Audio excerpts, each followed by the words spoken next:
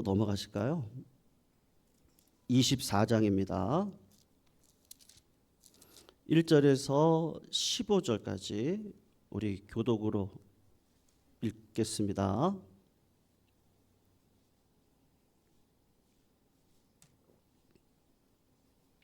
1절에서 15절 같이 읽을게요. 교독으로 읽어요. 1절 제가 먼저 읽습니다. 사울이 블레셋 사람을 쫓다가 들어오매 어떤 사람이 그에게 말하여 이르되 보소서 다윗이 엔게디 광야에 있더이다 하니 사울이 온 이스라엘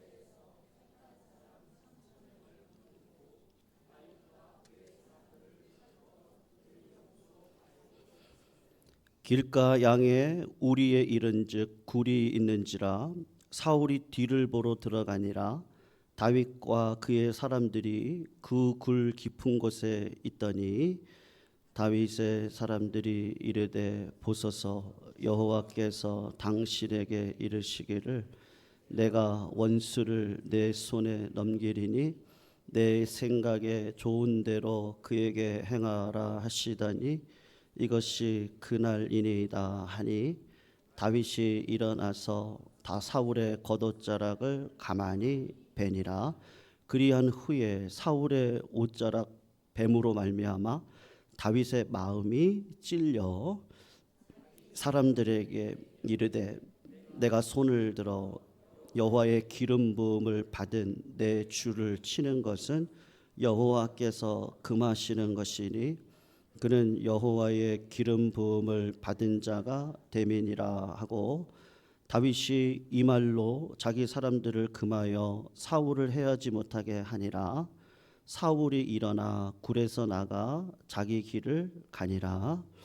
그 후에 다윗도 일어나 굴에서 나가 사울의 뒤에서 외쳐 이르되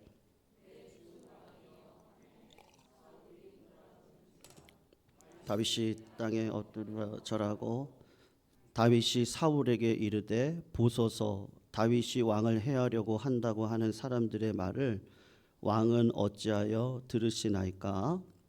오늘 여호와께서 굴에서 왕을 내 손에 넘기신 것을 왕을 아셨을 것이니이다. 어떤 사람이 나를 권하여 왕을 죽이라 하였으나 내가 왕을 아껴 말하기를 나는 내 손을 들어 내 주를 해하지 아니하리니 그는 여호와의 기름 부음을 받은 자이기 때문이라 하였나이다. 내 아버지여 보소서 내 손에 있는 왕의 옷자락을 보소서 내가 왕을 죽이지 아니하고 겉옷자락만 베었은즉 내 손에 악이나 죄과가 없는 줄을 오늘 아실지니이다. 왕은 내 생명을 찾아 해하려 하시나 나는 왕에게 범죄한 일이 없나이다.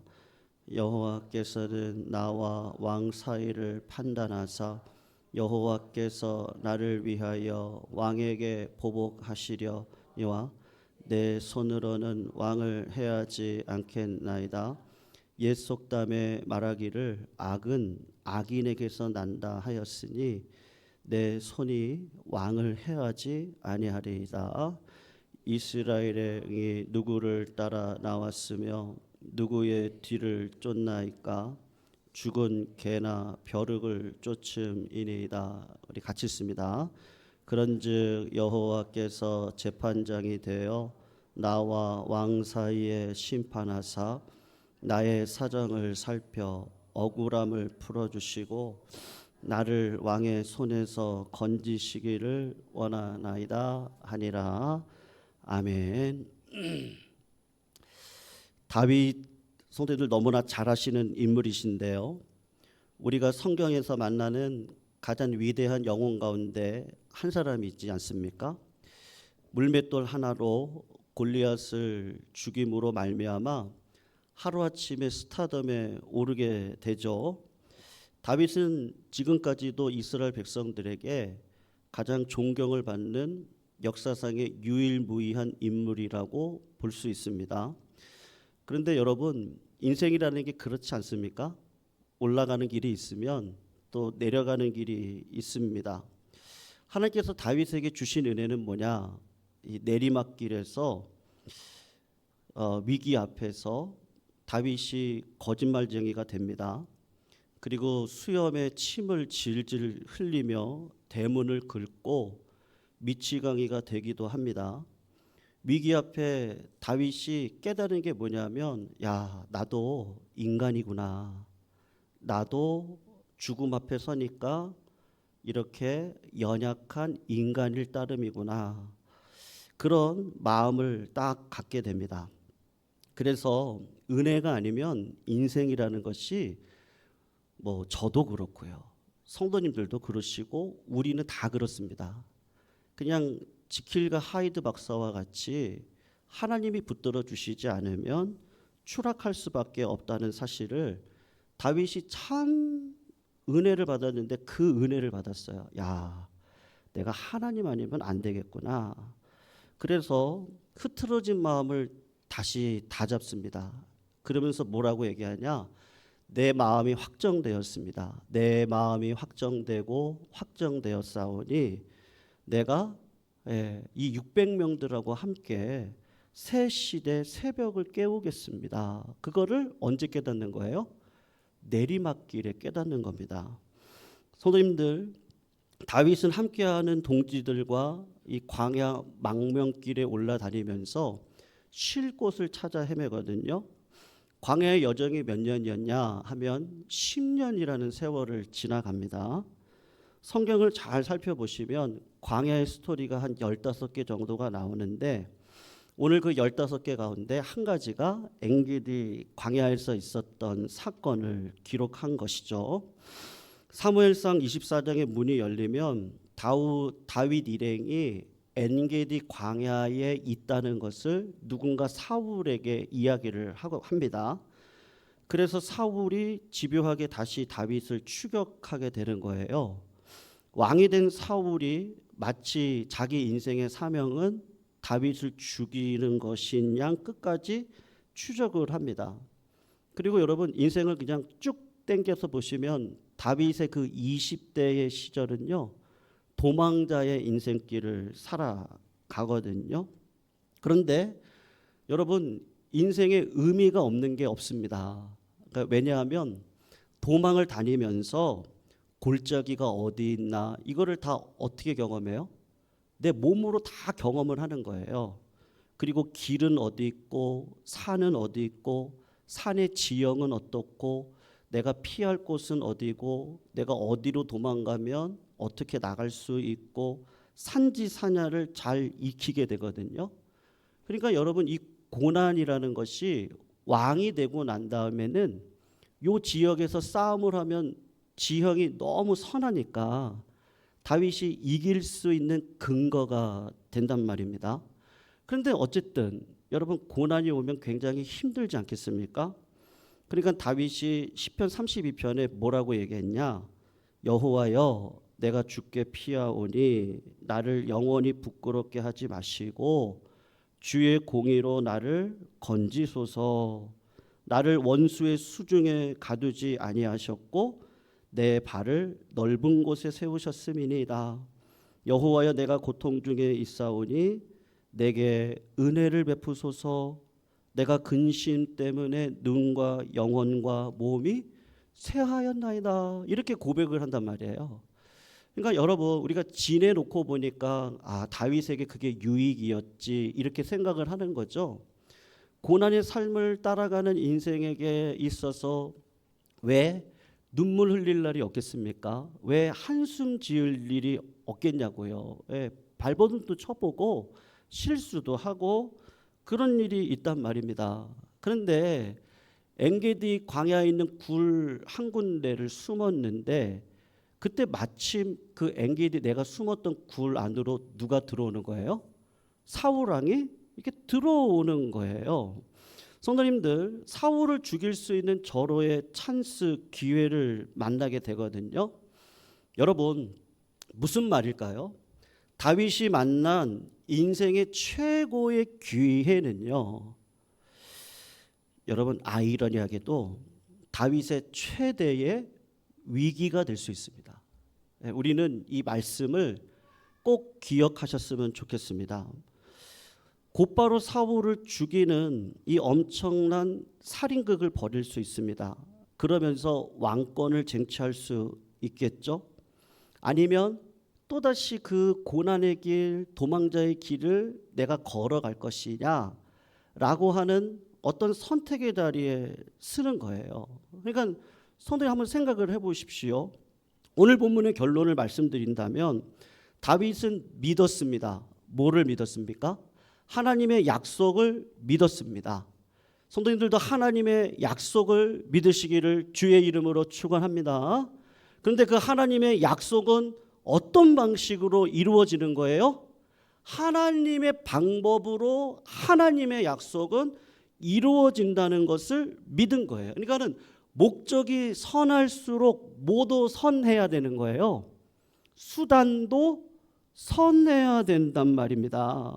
오늘 이 시대 목적이 선하면 잘못된 방법, 나쁜 수단도 정당화되어지는 시대적인 풍조 속에 우리가 살아가잖아요.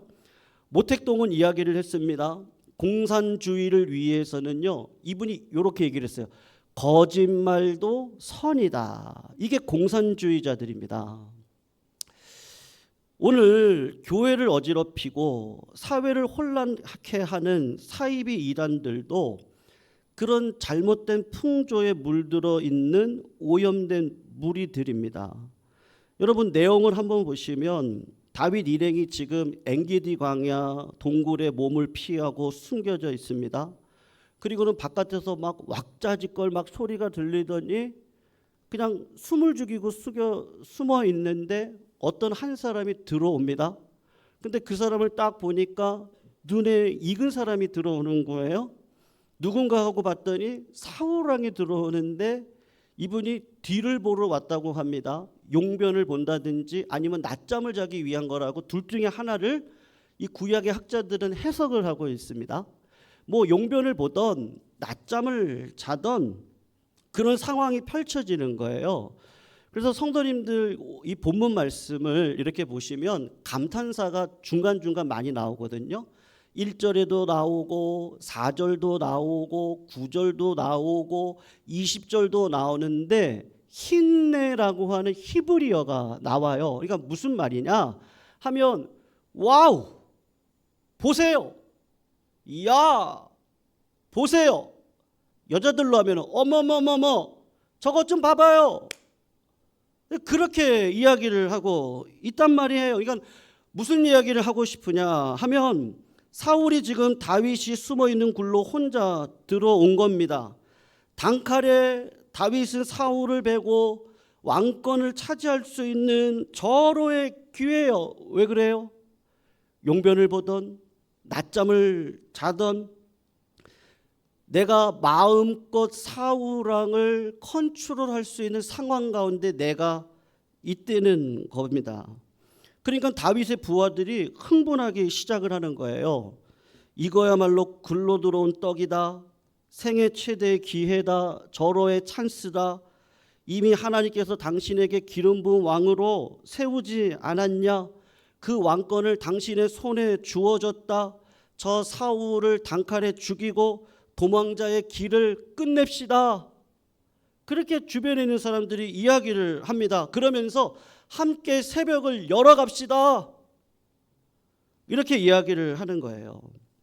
부하들이 그렇게 얘기하니까 다윗도 잠깐 혼란에 빠져듭니다. 정말 하나님이 나한테 주신 기회가 맞나? 이런 방법으로 나를 통하여 하나님의 계획이 이루어지는 것인가? 사울 왕의 몰락을 내 손에 맡기고 그 왕관을 내 손에 주려고 하는 것인가?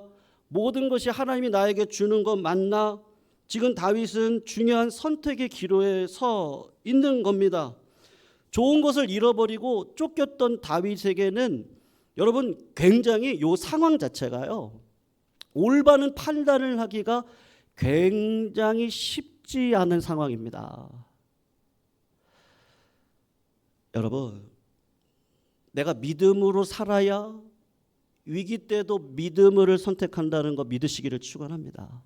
내가 그렇게 살지 않았는데 내가 어떻게 믿음으로 살겠어요? 다윗은 어릴 적부터 강점이 하나가 뭐냐? 하나님의 뜻이라면, 하나님의 일이라면 몸을 아끼질 않아요. 중요한 기로 가운데 굉장히 갈등되는 상황이거든요. 근데 살짝 그 유혹에 빠집니다. 그래서 4절을 보시면 사울이 벗어놓은 겉자락을 조금 잘라가지고 다시 굴 속으로 숨어 들어갑니다. 그렇게 하면서 어떻게 하는 거예요? 사울을 어떻게 해요?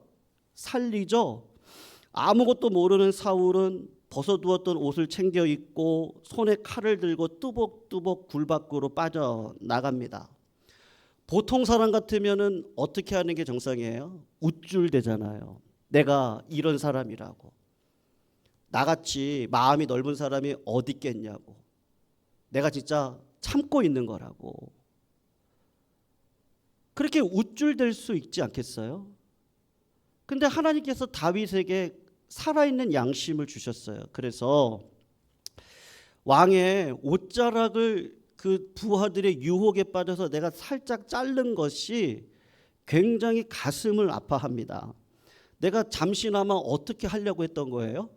하나님의 기름 부음 받은 왕을 내가 죽이려고 했던 거예요.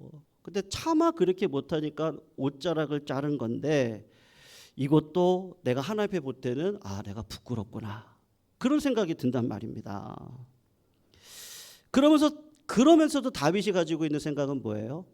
하나님의 약속은 하나님의 방법으로 이루어야 된다, 그런 마음이 있단 말이에요.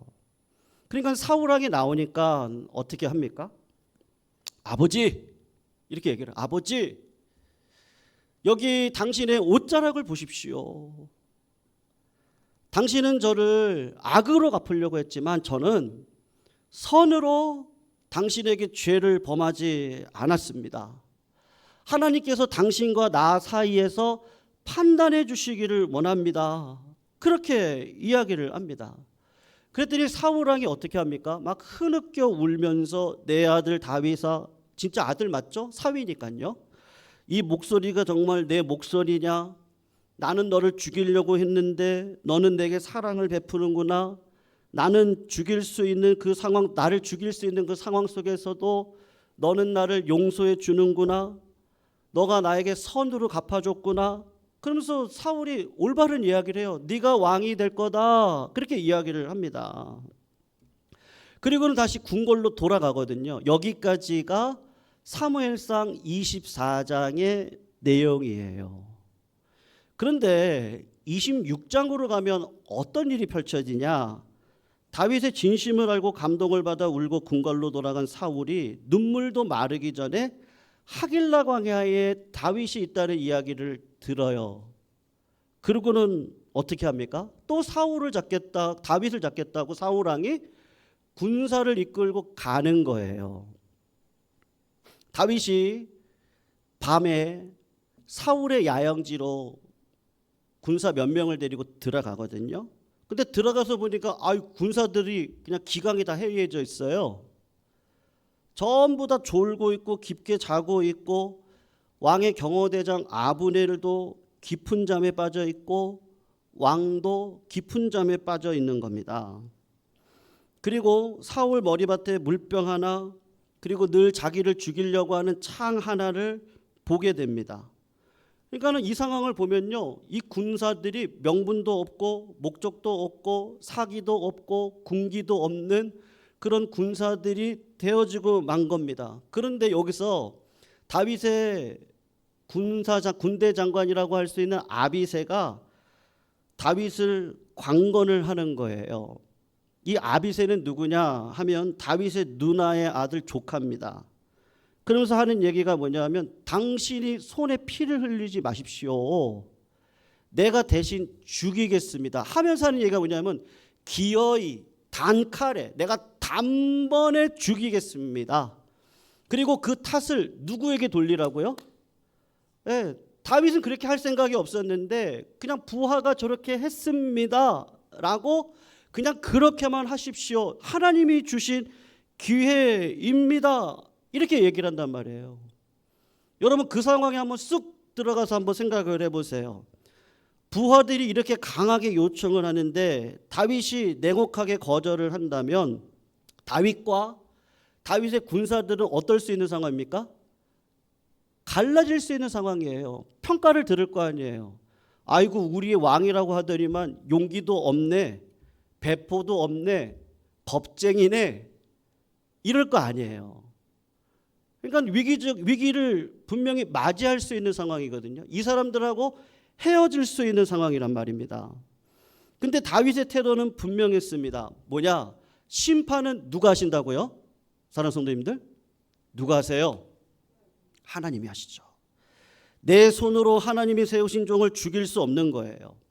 그리고 머리 막 창과 물만 들고 그냥 나옵니다. 두 번의 절호의 기회를 얻은 것은 딱 세 가지밖에 없어요. 뭐만 얻었어요? 물병 하나 얻고 창 하나 얻고 그 다음에 겉옷자락 하나, 그거 하나 얻었단 말이에요. 여러분, 그 창을 생각할 때 어떤 마음이 들겠어요? 사울이 악한 영이 들어와서 막 우울증에 시달리는 거예요. 그러니까 다윗이 와가지고 하프를 치면 그 우울증에 그 악한 영이 떠나나가요. 그랬더니만 사울에게 정신이 들 때 그냥 창을 들고 다윗을 죽이겠다고 던져버리는 거예요. 그거를 몇 번을 경험합니다. 자기를 죽이는 경험을 몇 번을 하는 거예요. 그런데 다윗이 그 창을 보면서 그런 생각이 안 들겠습니까? 왜 갈등이 없었겠어요?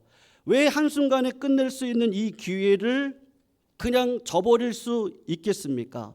근데 다윗에게 있었던 마음은 어떤 마음이냐 하면 믿음인 거예요. 믿음이 없이는 하나님을 기쁘시게 못하나니 믿으시죠? 하나님께 나아가는 자들에게는 그가 반드시 계신 것과 그를 찾는 자들에게는 반드시 상을 주실 하나님이 계시다는 거 믿으시죠? 네, 하나님이 우리들의 삶을 주관해 주시잖아요. 그러니까 하나님의 방식대로 그 삶을 인내하면서 가셔야 돼요. 힘들죠? 답답하죠? 요한계시록에 보면 성도들에게 요구하는 게 있는데 인내거든요. 만약에 사울왕을 죽였다고 생각해 보세요. 네. 하나님이 거기에다가 복을 부어 주시겠어요? 피로 일군 왕국이에요. 핏덩어리가 뚝뚝뚝 떨어진 그런 곳이에요. 소문이 나겠죠. 다윗은 반란의 수장이다. 네. 사울왕을 기름 부은 자를 자기가 죽이고 왕이 된 자다. 그러면 나라가 하나를 이룰 수 있겠어요? 메시아의 왕국이 평화의 왕국인데 그 나라가 이루어질 수 있겠냐고요. 그러니까 다윗은 이거 아니다. 내가 왕이 되면 뭐예요? 하나님이 함께 해주시지 않고 축복해 주시지 않으면 아무것도 아니란 말이에요. 그러니까 여러분, 하나님이 우리들의 삶 가운데 뭐 가끔씩 막 이상한 일도 주시고 고난도 주시고 굉장히 오랫동안 기도하는 그 기도의 제목도 주시고 여러 가지들을 저희들한테 주실 때 하나님 놓치지 마시자고요.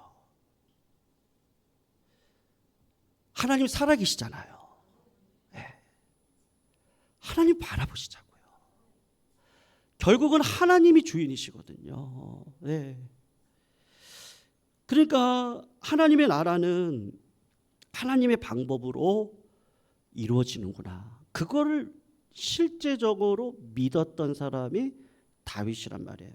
여러분이 지금 겪고 있는 상황이 어떠세요? 너무 힘들고 세상적인 방법과 불법과 편법으로 해결하고 싶은 유혹이 있습니까? 상대의 악한 비난과 공격에 맞서서 악을 악으로 갚고 싶은 충동이 있지 않으세요? 인생의 마지막 골목에 길 하나가 딱 나타났는데 분명 이 길은 하나님의 뜻이 아니에요. 그런데 그 길로 가면 성공할 것 같아서 그 길로 뚜벅뚜벅 걸어가고 계시는 분 아니 계십니까? 우리 기억하시자고요. 역사의 주인은 하나님이십니다. 그러니까는 역사를 돌리는 하나님의 맷돌은요, 우리가 볼 때는 굉장히 아주 천천히 돌아가요. 천천히. 근데 정확하게 갈려요. 정확하게 갈립니다. 우리 속담에 꽁 잡는 게 매라는 말이 있습니다. 개같이 벌어서 뭐같이 쓴다 그러죠? 여러분, 돈은 중성이거든요. 개같이 벌면 어떻게 써요? 죄송합니다. 그 삐리리처럼 쓰게 돼 있어요. 네, 돈이 그래요. 내가 하나님 앞에 복을 받으면 하나님이 주셨기 때문에 그 중성이 하나님 걸로 바뀌어요. 그래서 어떤 마음이 와요? 하나님 앞에 헌신하고 싶다. 내가 하나님의 영광을 위해 살고 싶다. 그게 하나님 편에서 주시는 성령의 은혜가 처음부터 끝까지 이루어지는 거예요. 그러니까 이거는 세상 방식이에요. 개같이 벌어서 정승같이 쓸 수 없어요. 왜요? 그걸 담아낼 그릇이 안 되거든요. 여러분, 교회 성장학자 중인데 맥가브란이라는 자가 있습니다. 유명하신 분이거든요. 이분이 한국 교회를 평가한 책 하나가 있는데 제가 그 책을 읽으면서 굉장히 좀 화도 나고 굉장히 창피하고 그랬거든요. 한국 교회가 그분이 이렇게 얘기하시더라고요. 한국 교회 성장의 배경에는 뭐가 있냐? 분열이 있다. 한국 교회 성도님들이 싸움질을 잘하기 때문에 분열을 통해서 교회가 성장되었다. 분열하려면 어떻게 하는 거예요? 없는 말도 만들고 있는 말도 비꼬고. 교회가 그렇게 성장해 왔다는 거예요. 남의 성도 뺏어 오고. 굉장히 칭찬 같기도 하고 비아냥 같기도 해서 그 책을 읽으면서 제가 기분이 굉장히 안 좋았습니다. 그분이 뭘 얘기하는 걸까? 한국 교회가 정말 하나님의 방법으로 기다리고 인내하고 하나님이 주신 복, 그 복이 진짜 하나님의 복이었다면 하나님의 영광을 위한 것으로 흘러가고 하나님의 영광이 드러나야 되는데 아마 교회의 영광만 드러나는 거 그렇게 좀 비꼬는 거 아닌가? 굉장히 그런 마음이 들더라고요. 중동에 여러분 중동에 있는 말들 가운데 명마들이 많습니다. 명마를 훈련시킬 때 여러 훈련들을 하거든요. 마지막 관문이 있습니다. 이게 중요합니다. 그게 뭔지 아세요? 진짜 이 말이 뭐 체력적으로도 탁월하고요. 성품적으로도 탁월하고 다 좋은데 요게 없으면 안 돼요. 마지막 테스트 하나가 딱 있거든요. 그게 뭐냐면 다 봐요. 뭐 발톱도 보고 허벅지도 보고 이거 다 봐요. 전부 다 봐요. 갈기도 보고 얘 성품도 보고 다 봐요. 그리고 마지막 테스트가 뭐냐면 소금을 막 먹여요. 먹이고 몹시 목마르게 만들고 그리고 물냄새를 맡게 하고 그리고 두 눈을 고삐를 딱 들어서 저기 강을 바라보게 해요. 그리고 고삐를 딱 풀어요. 그러면 목이 마르니까 말이 어떻게 해요? 막 따그닥 따그닥 따그닥 따그닥 하고는 막 물가를 향해 달려가는 거예요. 네, 소금을 먹여놨으니까. 그리고서는 언덕 위에서 주인이 물가에 딱 다다라가지고 물을 먹으려고 할 때 피리를 쫙 불어요. 멈춰라 이렇게 부른 거예요. 그러면 진짜 명마는 어떻게 해요? 멈춰요. 주인이 물을 줄 걸 알거든요. 진짜 명마는 거기서부터 차이가 나는 거예요. 아무리 온갖 좋은 것 다 발라놔도 아무리 건강해도 아무리 보기 좋아도 뭐가 없으면 안 되는 거예요? 믿음이요. 믿음이 없이는 하나님을 기쁘시게 못하나니. 여러분, 우리는 하나님의 방법으로 걸어가는 사람들입니다. 힘들 수도 있고요. 앞이 막막할 때도 있죠. 근데 어디서 주는 마음인지 하나님이 소망을 자꾸 주세요. 그리고 기도하게 하시고 말씀이 달아요. 그리고 찬양이 기뻐요. 예, 왜요? 믿음이 나를 운영하시는데 그게 믿어지고 그 말씀이 힘이 되고 그 말씀대로 살면 될 것 같고 복 받을 것 같고 하나님 나를 붙들어 주겠고 반드시 하나님이 책임져 주실 것이고 내 인생은 잘 될 것이고 결국은 하나님이 이루실 것이다. 아니 이게 믿어져요. 주님이 그래서 뭐라 그러죠? 네가 내 양이면 내 음성을 듣고 나를 따라오지 않겠니? 네가 내 양이 아니라면 종국에 가서 보니까 다 뭐예요? 아무것도 아닌 거예요. 세상의 명마도 마지막은 주인을 향한 믿음이 있느냐를 체크해서 명마로 만들어내듯이 사랑하는 성도님들 신앙의 명마가 다 되시기를 주님의 이름으로 축원합니다. 하나님 우리 성도님들 절대로 떠나지 않습니다. 그 하나님의 말씀에 마지막까지 순종하셔서 믿음의 삶을 살아가시기를 축원하면서요. 우리 이 시간 제가 찬양 두 곡을 좀 골랐는데요. 조금 길긴 하지만 우리 찬양의 가사를 음미하시면서 오늘 말씀의 은혜를 기억하시고 내 삶을 말씀의 가사에 담아서 결단하시는 자리가 되었으면 좋겠습니다. 성도님들 우리는 위대한 용사입니다. 한 사람을 통하여서 천길로 나아갈 수 있는 은혜를 주십니다. 우리는 그런 능력 있는 자들입니다. 우리 같이 한번 찬양하실까요?